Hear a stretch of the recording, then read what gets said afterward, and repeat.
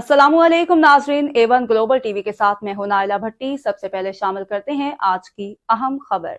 Bureau chief सरदार लियाकत पाकिस्तान तहरीक इंसाफ के मरकजी सदर चौधरी परवेज इलाही को गिरफ्तार कर लिया गया है। एंटी करप्शन पुलिस ने ज़हूर इलाही रोड से उन्हें गिरफ्तार किया है। साबिक वज़ीर आला पंजाब चौधरी परवेज इलाही के तर्जुमान ने कहा, चौधरी परवेज इलाही को घर से बाहर निकलते हुए गिरफ्तार किया गया है।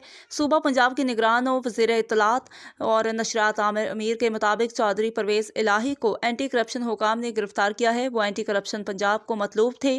उन्होंने कहा, परवेज इलाही फरार होने की कोशिश कर रहे थे तो उन्हें गिरफ्तार किया गया। एंटी करप्शन अपने कवानीन के तहत परवेज इलाही के खिलाफ कार्रवाई करेगा।